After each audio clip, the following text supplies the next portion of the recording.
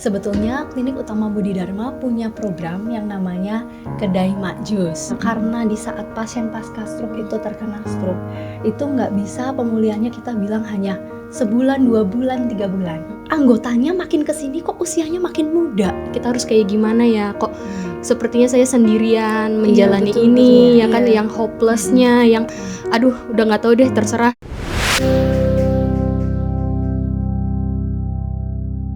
Halo Sobat Sehat, selamat datang di podcast Fakultas Kedokteran UPN Veteran Jakarta. Perkenalkan, saya Kiki Fauzia dari FK UPN Veteran Jakarta. Nah, di sini kita udah kedatangan teman-teman dari Klinik Utama Budi Dharma. Iya. Halo Kak, perkenalkan. Iya. Iya. Halo semuanya, Sobat Sehat. Perkenalkan, saya Jessica Kristi, pimpinan Klinik Utama Budi Dharma. Oke, halo Sobat Sehat, perkenalkan saya Leonita Sugandi, saya adalah fisioterapi dari Klinik Utama Budi Dharma. Oke, baik teman-teman. Iya. Jadi di sini kita akan membahas segala hal tentang pemulihan stroke ya Bu ya. Oh iya. Dan rencana kegiatan yang akan diadakan oleh Klinik Utama Utama Budi Budi Dharma. Iya. Nah, jadi nanti kegiatannya ini akan diadakan kapan ya Bu ya? Oh iya. Iya. Jadi mungkin Mm-mm. tak kenal maka tak sayang Iya, gitu ya. betul. Jadi kita kenalan dulu. Sebetulnya Klinik Utama Budi Dharma punya program yang namanya Kedai Mak Jus. Nah, Kedai Mak Jus apaan sih nih? Nah, Mak Jus sendiri tuh ada singkatannya. Motivasi aktivitas kesehatan, jalan usaha struktur sukses. Kenapa program ini harus diadakan? Karena yang namanya pasien pasca stroke itu yang kita sebut sebagai IPS, insan pasca stroke, membutuhkan pemulihan fisik, pemulihan mental, pemulihan spiritual, dan yang terpenting ketinggalan nih, pemulihan ekonomi. Nah, makanya program Mak Jus ini hadir membantu teman-teman struktur punya wadah nih untuk mereka saling berbagi, saling sharing, saling memotivasi supaya pulihnya secara fisiknya dapat, mentalnya dapat, spiritualnya dapat, ekonominya juga dapat gitu. Wah, menarik banget ya Bu ya. Iya. Jadi yang mendasari Ibu untuk membuat kegiatan ini tuh apa sih? Karena kegiatannya kan terlihat menarik banget nih. Iya, jadi sebetulnya gini, pasien-pasien di tempat kami ya kita sebut sebagai sahabat keluarga. Kenapa? Karena di saat pasien pasca stroke itu terkena stroke, itu nggak bisa pemulihannya kita bilang hanya sebulan, 2 bulan, 3 bulan. Tapi kita maintain dari pasien yang tidak bisa bergerak untuk mobilisasi sampai dia duduk sendiri, sampai berjalan menggunakan alat bantu, sampai berjalan secara mandiri, itu prosesnya panjang. Nah, terkadang tidak banyak tenaga medis maupun instansi lembaga kesehatan yang mendampingi stroker ini secara holistik gitu. Dan mereka ini kan membutuhkan pemulihan tuh karena jangka panjang, mereka butuh support secara mentalnya, psikologinya, bagaimana mau tetap terus latihan. Kadang kala kan ada bosennya ya Kak ya. Nah ini fisioterapi saya nih sering banget nemenin pasien kalau misalnya nggak bisa jalan-jalan tuh, wah hopeless gitu. Iya, benar. Jadi kadang mereka pikir, waduh kayaknya besok lagi udah nggak mau latihan. Nah itu kan harus butuh komunitas supaya kita saling support gitu. Kalau lihat temennya, ayo Pak udah bisa jalan gitu. Ayo Pak, makanya kita ngadain acara dalam rangka Hari Stroke Sedunia tanggal 29 Oktober. Kita akan memperingatinya dan acaranya itu 9 November. Oh, oke. Nah acaranya memang kita persembahkan untuk para stroker. Stroker ya. Iya. Jadi dicatat ya teman-teman ya untuk tanggalnya. Iya, Nah, 9 kira-kira November. untuk tema dari acara ini tuh apa ya Bu ya? Nah, Temanya. tema acaranya adalah Gebiar Mak Jus. Gebiar Mak Jus. Wah. Jadi apa itu betul. Gebiar Mak Jus nih Bu? Motivasi aktivitas kesehatan, jalan usaha struktur sukses. Nah, rangkaian acaranya tuh banyak gitu. Mungkin Kak Leonita sebagai ketua pelaksana nih silahkan boleh diceritakan. Kebetulan juga saya selain fisioterapi di Klinik Utama Budi Dharma, saya juga merupakan ketua pelaksana untuk acara Gebiar Mak Jus ini, yang dimana sebenarnya acara ini adalah inisiasi dari klinik. Kita berkolaborasi dengan salah satu yayasan stroke di Indonesia. membuat acara untuk memperingati Hari Stroke, Kak. Jadi kenapa namanya Gebyar Mak Jus? Karena ya seperti tadi Bu Jessica sudah jelaskan, kan kita punya program Kedek Mak Jus ya, yang dimana sebenarnya program ini kan masih belum banyak orang yang tahu ya Bu ya. Jadi kita tuh bertujuan untuk memberitahu, ibaratnya kayak untuk masyarakat atau pasien stroke di luar sana yang masih belum, kebanyakan kan masih belum tahu ini kita harus kayak gimana ya, kok sepertinya saya sendirian menjalani betul, ini betul, ya kan, yang hopelessnya, yang aduh udah nggak tahu deh, terserah. Nah, kita mau memberitahu bahwa hai, kita nih punya loh wadah yang namanya Kedai Majus ini, yang dimana bisa saling sharing, terus saling ya cerita, terus saling memotivasi, terus kita juga bisa mengadakan acara bersama, jadi have fun bersama, seperti itu sih Kak. Seru sih Kak. Seru banget sih nanti acaranya ya. Nah, kalau untuk rangkaiannya sendiri tuh kita ada banyak Kak, ada beberapa rangkaiannya di acara yang nanti tanggal 9 November yang kebetulan tempatnya juga di sini nih, di FKUPN nih sahabat Di sehat. FKUPN Veteran Jakarta Iya tempatnya dong, tanggal 9 nanti tanggal ya, 9 Kak, ya? November. Iya. Jadi nanti rangkaian acaranya kita buka dengan fun walk oleh para strokers yang pastinya sudah ya bisa bergerak. Jadi kita mau memberikan informasi Apresiasi juga dan ya. apresiasi juga bahwa Iya. ini loh, stroker juga bisa kok melakukan aktivitas seperti orang normal biasanya Iya, gitu. iya, iya. Nanti setelah ada fun walk juga kita ada senam bersama dengan para strokers juga, yang dimana kita juga launching senam kreasi Mak Jus. Iya, betul. Wah, Gitu. keren Jangan lupa banget ya. ini. Oh, iya dong. Berarti udah ada khusus senamnya gitu ya, Oh Bu, ya? sudah ada Kak, nanti Oke, Kak oke. Kiki ikut ya. Jadi salah satu instruktur ya. Siap. Oke, terus selain itu juga ada talk show kesehatan yang dimana kasih tahu nggak ya temanya? Iya. Apa nih temanya Kayaknya nih, perlu Kak? dikasih tahu Iya. karena temanya ini bukan hanya teman-teman yang kena stroke aja yang berhak mengikuti, justru ini semua. Semua. MPS-MPS-nya. Semua. MPS itu masyarakat peduli stroke gitu. Wow, Ya. iya. Karena temanya adalah pencegahan stroke pada Gen Z. Wah, Nah, mahasiswa keren. juga harus ikut. Iya, kan? bener. Nah, berarti untuk acara talk show-nya ini dibuka untuk umum atau siapa aja nih yang boleh ikut? Kali aja teman-teman di rumah ada yang mau ikut atau Boleh. gimana? Ya, Iya. daftar dulu ya. Oh Ya. iya, jadi daftarnya gimana nih, Bu? Jadi kalau misalnya teman-teman di rumah atau mungkin para strookers yang lagi lihat podcast ini ya ingin mendaftar atau ingin berpartisipasi ke acara kami, mungkin nanti kita bisa kasih link di bawah ya Kak ya untuk pendaftarannya. Jadi semuanya free, gratis, tidak dipungut biaya apapun, dan siapapun bisa ikut karena acaranya menarik banget. Selain tadi 3 acara yang aku sebutin ya Kak ya, ada juga bazar UMKM tapi milik strookers. Oh, wah, Gitu. keren banget ya. Jadi Sangat harus dukung memotivasi ya. Betul. Jadi saling Ya. support. Betul, Iya, karena kan betul. salah satu tujuan dari program Mak Jus ini adalah pemulihan ekonomi Kak. Jadi ini adalah ibaratnya salah satu tindakan nyata dari kami untuk mendukung pemulihan ekonomi para strookers. Iya, Nah, betul, jadi betul. mungkin sedikit menambahkan bahwa pada umumnya pasca stroke ini kan efek dominonya banyak. Iya, betul. Jadi ketika seseorang, apalagi kepala keluarga nih yang kena stroke gitu, nah itu kan mempengaruhi sekali efek ekonomi. Karena Iya, apa? betul. Yang tadinya pekerja mungkin bisa jadi dirumahkan, Iya. tidak bisa bekerja lagi. Nah, atau yang tadinya seorang bukan karyawan tapi dia juga berbisnis, berusaha, pasti akan berdampak juga. Nah, ini kan PR-nya bukan PR dari institusi lembaga kesehatan lagi ya, istilahnya PR-nya ini ada di komunitas gitu. Karena kalau seseorang sudah terkena stroke pada saat perawatan sudah di rumah sakit, pulang ke rumah itu menjadi tugas siapa sih sebetulnya Iya, gitu kan. iya, Nah, ke rumah sakit untuk pemulihan fisiknya, mentalnya itu bisa, tapi ekonominya ini kadang tidak ada yang memikirkan. Padahal ini merupakan salah satu pilar terpenting juga gitu kan. Iya, Bagaimana seseorang mau jalan ke rumah sakit, mau terapi meskipun sudah di cover BPJS dan lain sebagainya, semua itu kan ada biayanya. Sedangkan stroke ini nggak bisa, oh mungkin 1 tahun masih ada tabungan ya, 2 tahun, 3 tahun. Nah, beruntung kalau ada keluarga yang saling support. Tapi kalau enggak, nah itu PR kita sebagai komunitas Dan saya rasa sih bukan hanya PR kita ya, betul, sebetulnya betul ini juga banget. PR dari pemerintah Iya, bersama betul ya. banget, betul Bagaimana banget. memikirkan hal ini gitu. Makanya dari acara ini kita ingin menyuarakan bahwa Strukker itu nggak sendiri.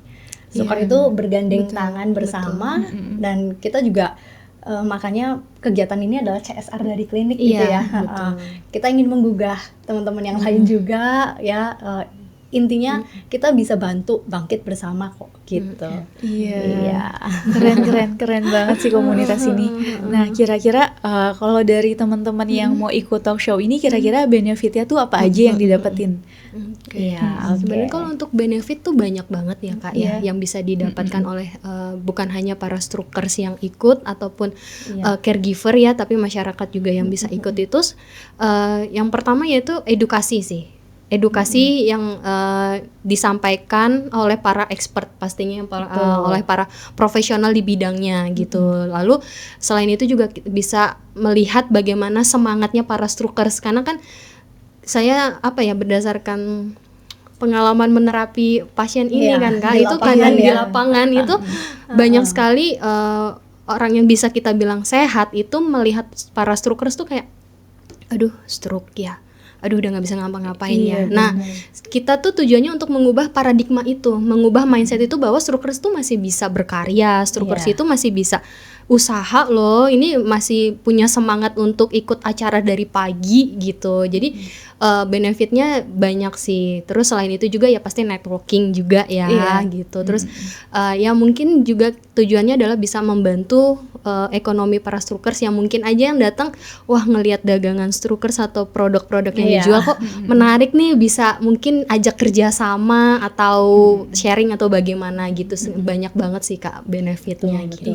Karena kita punya moto Kak, Kedai Mak Jus. Iya, apa tuh? Memotivasi, mengedukasi, juga menghibur. Gitu. Memotivasi, mengedukasi, dan juga menghibur. Keren. Menarik banget sih kegiatannya. Nah, dari Kanita dan Bu Jessica, kira-kira ada pesan gak nih untuk Gen Z sebelumnya biar mengikuti acara ini? Karena kan temanya kan pencegahan pada Gen Z nih ya. Betul. Jadi sebetulnya kalau yang namanya Gen Z ini kita bilang kreatifnya banget gitu, menyuarakan banyak hal ini berani gitu ya. Nah, berani yang positif ya di sini artinya. Nah, kita juga pengen bahwa preventif atau pencegahan itu justru yang digalakan. Jadi bukan PR-nya kita nih ngobatin lagi. Nah, sekarang data yang tergabung di kita gitu dengan beberapa komunitas yang kita bekerja sama, salah satunya dengan Yayasan Kresna. Nah, itu anggotanya makin kesini kok usianya makin muda gitu. Jadi sebenarnya kalau kita nambah anggota nih bukan berarti seneng ya, maksudnya sedih karena kita. kan, aduh kok bertambah lagi teman-teman strukar, tapi dalam arti di sini kok makin kesini makin muda. Itu yang kita ingin sampaikan ke teman-teman Gen Z. Lebih baik mencegah, itu memang udah paling benar. Lebih baik mencegah daripada mengobati gitu. Tapi caranya gimana? Kalau kita hanya mengedukasi aja tapi tidak disuarakan oleh teman-teman Gen Z nih.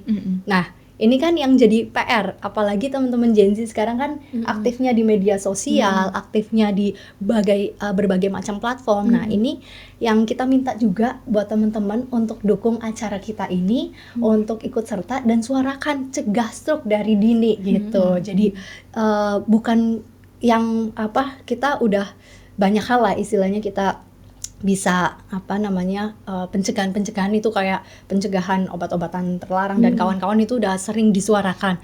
Tapi stroke ini adalah penyakit nomor 2 yang mematikan dan nomor 1 juga yang tingkat kecacatannya paling tinggi gitu. Nah, ini kan yang kadang-kala belum disadari ya Kak ya gitu. Betul. Karena mungkin beberapa penyakit lainnya kalau memang sudah terserang gitu, mungkin bisa jadi ya sudah tamat riwayat gitu kan, selesai. tapi selesai. Pasien pasca stroke bisa kita bilang terserang masih hidup kan, masih bisa bertahan. Tapi bagaimana bisa kembali seperti semula? Bisa bangkit nah, kembali betul. lagi. Makanya seperti Visio Leonita dan teman-teman fisioterapi lainnya yang sangat dekat kesehariannya dengan pasca stroke itu, memahami betul ya bagaimana perasaan mereka. Makanya juga nanti kita juga akan hadirkan beberapa pakar psikologi untuk Wah, pendampingan Iya, gitu. keren. Jadi bukan mental health aja yang diperhatikan teman-teman pasca-stroke, teman-teman Gen Z saat sekarang, tapi juga pencegahan stroke itu sendiri gitu. Iya, betul. Oke, paling aku mau menambahkan Iya. juga ya, sebenarnya tadi kan sudah hampir semua dibilang sama Bu Jessica ya. Untuk teman-teman Gen Z juga mungkin ada juga yang selain pencegahan tapi mereka juga mempunyai keluarga atau orang tua yang pasca stroke. Iya.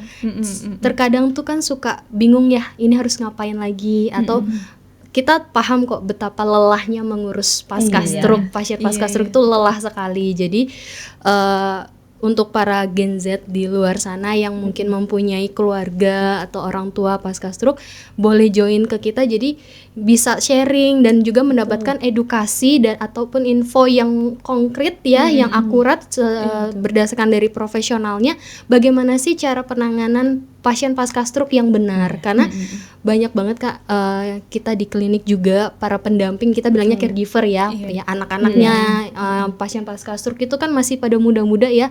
Itu tuh kayak, Kak ini gimana ya, ini kok bingung ya, ini ayah gimana, ibu gimana. Nah, jadi para Gen Z boleh nih datang ke acara kita untuk cari tahu info harus bagaimana sih penanganannya, konsultasi juga, betul Kak. Karena nanti ada psikolog juga betul, karena kita mungkin selama ini kebanyakan terfokus pada pasiennya, tapi kita lupa pada caregivernya. Kalau caregivernya juga perlu diperhatikan loh, gitu. Betul, jadi betul makanya banget, kenapa selain pencegahan, jadi gini, bisa saya sampaikan gerbang utama dari stroke pada Gen Z itu yaitu dari mentalnya dulu gitu. Karena kita kebetulan saya ada beberapa pasien pasca stroke Gen Z Kak, under 25 itu dari stres. Nah, jadi selain pencegahan dari pola makan, pola hidup, nutrisi, tapi mental health-nya juga harus dijaga gitu. Jadi pokoknya buat Gen Z penting banget sih kalau mau ikut acara ini, karena bagus banget sih kalau menurut aku. Terus juga kayaknya juga stroke ini juga tidak mengenal usia ya. Betul. Karena Makin tadi juga kesini, karena pola hidup dari makanan juga udah segala macam ada gitu ya Bu ya.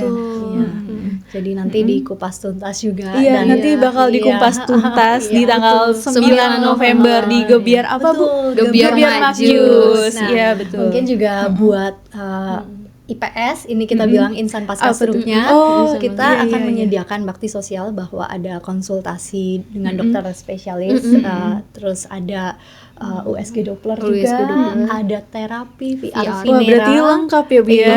Iya. Jangan jadi lewatin kapan nih. lagi gitu kan. Iya. Gitu. Jadi bisa senangnya dapat, edukasinya dapat, tapi kita juga sekalian bisa memeriksa cek kesehatan gitu. Cek kesehatan juga ya. Iya. Jadi banyak banget benefit yang didapatnya ya. Betul. Iya. Mungkin ada lagi? Iya, cukup kayaknya. Udah sih, itu udah pokoknya kalau mau tahu kelengkapannya untuk sobat sehat ya, kita bilangnya ya, sobat sehat untuk ayo daftar ke acara kita tanggal 9 November. Mungkin linknya nanti bisa di bawah ya Kak. Bisa di bawah sih link pendaftarannya. Ataupun mau tanya-tanya itu apa tentang acara kita, boleh banget. Kita tunggu loh kehadirannya, partisipasinya di tanggal 9 November. Mungkin bisa juga kunjungi Instagram kami di Klinik Utama Budi Dharma atau Kedai Majus. Kedai gitu. Majus, ya. Nanti ada juga di Instagramnya FKUPN. Oh, ada dong. Betul. Mungkin terakhir ada pesan untuk para stroker dari Ibu atau Kanita. Iya. Nah, sebetulnya untuk para stroker ya, ini adalah sahabat kami semua gitu. Untuk peringatan Hari Stroke Sedunia memang sudah sering kita peringatin tiap tahunnya. Betul, gitu. tiap tahun. Tapi kita akan mengambil esensi dari kegiatan ini bahwa kita mengapresiasi setiap apa yang dilakukan teman-teman stroker dan caregiver. Nah, memang nggak mudah untuk dijalani, tapi kita yakin dan percaya dengan semangat kita bersama, kita bergandeng tangan, kita juga mengajak semua stakeholder ya, entah itu dari rumah sakit, klinik, pemerintah juga bisa sama-sama memperhatikan bagaimana pasca stroke ini bisa produktif kembali. Itu yang menjadi PR kita bersama. Jadi insan pasca stroke bukan akhir dari segalanya, tapi kita mempunyai awal yang baru bersama. Gitu aja. Iya. Keren. Paling Silakan. kalau dari aku untuk insan pasca stroke, bukan kalian tidak bisa atau belum bisa, cuma belum terbiasa aja. Nah, Gitu. itu dia. Jadi Oke. hilangkan kata nggak bisa, hilangkan kata belum bisa, hilangkan kata aduh, uhnya itu dihilangkan, coba diganti dengan kata belum terbiasa. Gitu aja. Oke. Iya, Itu aja. Iya. Jadi banyak banget insight dan informasi yang nanti bakal kita dapetin di acara 9 Iya, November betul. nanti gitu ya Bu ya. Siap, Iya, oke. sebelumnya mau ngucapin terima kasih juga nih buat Bu Terima Jessica kasih, dan sama-sama. Kanita atas informasi dari Siap. kegiatan acara nanti tanggal 9 November. Buat teman-teman sobat sehat di rumah, mungkin nanti yang mau mendaftar jangan lupa klik link di bawah ini gitu. betul banget. Iya, jaga kesehatan fisik dan mental kalian. Iya, terima kasih. Oke.